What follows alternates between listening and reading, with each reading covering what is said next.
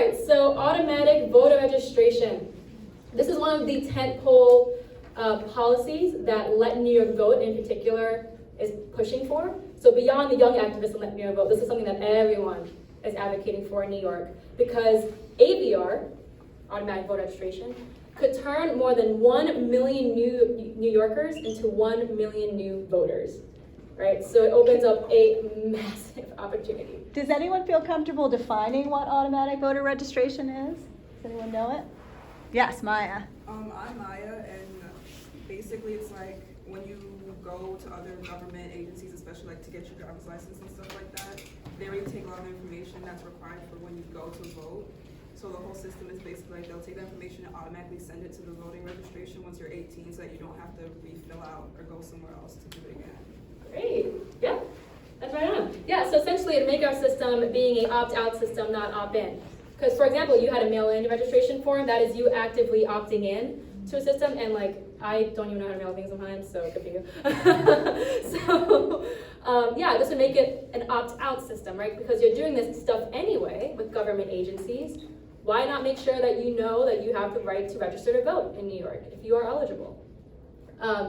We need to think, and when we're talking about agencies, we are advocating for agencies beyond the DMV. So I believe right now we do this with the DMV. If you got a driver's license recently, you may have seen a little question of like registering to vote. We think it's important for us to think beyond that, right? We need to talk about other agencies like Department of Health and whatnot that can help with this system transfer. Also, not all New Yorkers have licenses, right? Especially in New York City. And I think one of the most important things to remember, and when you're talking about AVR with your friends, your families, teachers, whatnot, is that we need to be conscious that whatever system of AVR we promote protects our most vulnerable neighbors, like undocumented folks and domestic abuse survivors. So we are advocating for protections to make sure that their information does not be compromised when they are interacting with agencies and registering to vote. So it's a very important thing that we are advocating for in Let New York Vote.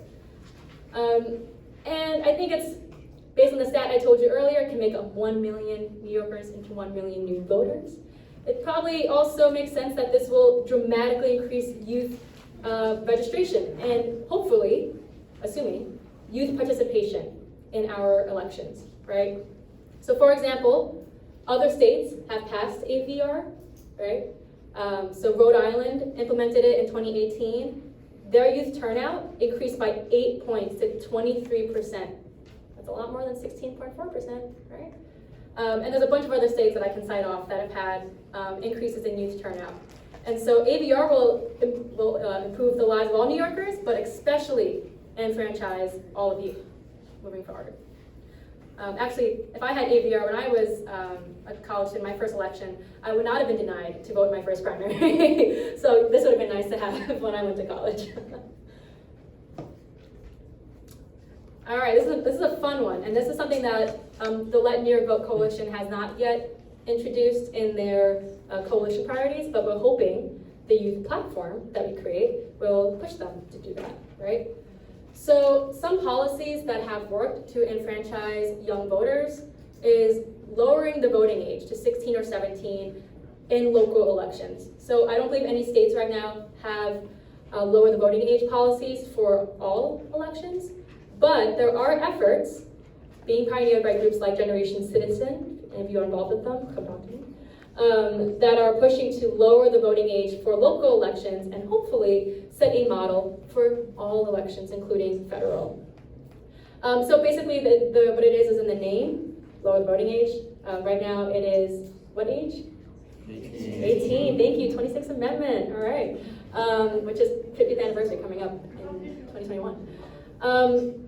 And so this Can you actually mention that, like what it was and when it changed and why? Oh, I can do it. Okay, yeah, I think, so 26th Amendment passed in this, 71, right? 70? Yeah. Something like that. And essentially it came out, it was the fastest amendment to be passed ever. It received a lot of bipartisan support, and one of the reasons why was because folks were making the argument, I believe like Ted Kennedy was a huge advocate for this, that if we are old enough to be drafted into the war, the Vietnam War at the time, we are old enough to vote. here's a case I want you all, and so as a result, people are really fighting for it. Young people got up and were advocating for it, and it passed within like 100 days of being introduced to 18 years old. I think it was 21 before. So that was the argument at the time, right? If we're being drafted for war, we should vote. Here's what we should think about now, the modern crises today. Our generation, all of us, are going to be facing the effects of things like climate change for years to come, right? If we are the generation receiving the brunt of the effects of things like climate change, if we're the generation that is doing school drills in our communities, right? We should be the ones to be able to cast a ballot for the leaders that can stand up for our issues, right? Our voices matter because the issues, the crises we're facing today are facing our generation for years. And I think folks are realizing that. Look at the climate movement, the march we just had one or 2 months ago, right? People are realizing that like maybe we should start having a conversation around lowering the voting age, right? Because again, the crises that we're talking about today are affecting who the most? Us, right? And so a total of 14 states since 2003 have tried to push for this moving forward. And there have been successes in communities on the city level across the country. I believe Maryland, Tacoma County, something like that. Tacoma Park, yeah. Yeah, was the first one. And so in 2018 in New York, there was a bill, I believe it was called the Young Voters Act, take a look at it, that introduced lowering the voting age to 17 in New York. It also included things like increasing civic education requirements in high schools to make it more accessible for young New Yorkers throughout the state and not just a select few schools. All right, moving along. And I'm happy to answer any questions at the end. I just want to make sure we cover the rest of them, and then you'll be grappling with all of these because they all have pros and cons, right? Moving forward. So mandatory on-campus poll sites. So you might be wondering why does this matter for me? I'm not in college yet, and that's a good argument. But what I will argue is you got to think about your future, right? A year from now, 2 years from now, if you're going to school in New York State. Like I mentioned earlier, one of the biggest barriers to youth voting is access to the polls, right? I think so Circle, that group I mentioned earlier, did a study, and they showed that 52% of the students they worked with or surveyed said that they had to rearrange their work or school set schedules to get to the polls. 25% had to get rides to the polls because they didn't have cars. A lot of the schools you may be going to in the future may have rules where you're not allowed to have cars as freshmen if you are going to a foreign institution after.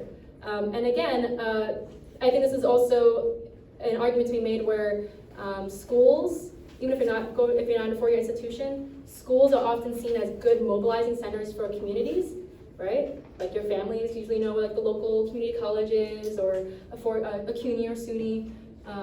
And so this would also make it accessible for folks within the vicinity of the higher institution. So we don't have anything in New York State that mandates on-campus poll sites for schools that reach a certain threshold of a population. We're still grappling with what that would look like, that threshold. And so hopefully all of you can help us figure that out in the future. A bill was introduced last year or the year before, but it wasn't passed. Again, just a good example is like I'm working with students right now in SUNY Oneonta, so it's in upstate New York. And they are right now fighting with their local county board to get a on-campus polling location because their nearest one is 15 minutes away. By car? By car. And there's no buses that go directly from the university to the polling location. And actually another community, upstate New York, Bard College, I believe, was in the middle of this fight. What made national news because word came out that the local election officials purposefully made the voting site so inaccessible for Bard College students because they didn't want them voting in local elections. Is that crazy? To answer the question about youth representation in state government, what would that look like? From my understanding, I've been involved in Albany politics since I was a student for the past few years, and I have not seen or been involved with any serious efforts to try to push for actual youth representation in state government. People usually tell me like, oh, well, you can just run for office. So I'm like, yeah, well, that means you have to have the resources to do that first off, and takes a lot of confidence, right? to do that, there's other things we can do to make sure that our voices are being heard beyond being election officials, beyond voting. And that can look like things like a youth advisory council through the state legislature. Essentially, there are states across the country that have what is known as student advisory or youth advisory boards that bring together high school students and college students across the state to suggest and work on policies or initiatives that matter for young people. And they are then either sent to the legislature, like the New York State Senate or Assembly, or facilitated through the governor's office, and then that can be worked out that way. So I believe Maryland has a pretty interesting youth advisory council program that brings together people from all across the state. From being a young advocate in New York City to also going to school in upstate New York, I think this is necessary to bring together young folks from upstate, what is known as downstate, together in a way that I don't think is being done right now, right? I think New York City has a very robust civic engagement system. There are definitely ways to fix it, for sure. But I work in communities in upstate New York where there are political deserts, right? Youth representation, youth involvement in government, I was laughed at when I tried doing it my first time around. I was literally told, oh honey, how can you help yourself, by election officials when I was 18, right? So we need to fight for folks not just in our own local communities here in New York City, but for all young people. And also if you go to school upstate New York, this will affect you too. Another one, not as maybe exciting as that last one, is lowering the age requirement for poll workers in New York. This is something that people are pushing across the country because it is a fantastic way for young people to get introduced to the election process beyond just voting. I also think it's a great way to push back against, quite frankly, voter suppression of young people at the polls, right? If you look at rates for filling out what is known as provisional ballots, which are ballots that are filled out because the poll workers can't figure out what your eligibility is, and they just give you this provisional one, and they count it afterwards. There's no guarantee it's going to get counted. It's mostly students in some of these communities that are filling out these ballots, right? And there's fights going on whether or not those students' ballots should count. If you have young people who are trained in young people's eligibility requirements, you can help your peers at the polls, right? To make sure that they understand whether or not they're eligible, what they need to do to fill out a ballot, blah, blah, blah, blah, blah. And so by having youth representation, even in the election system itself, and pushing for what people are calling youth-centric election administration, it could also open up a whole new avenue for civic engagement for young New Yorkers, beyond just voting.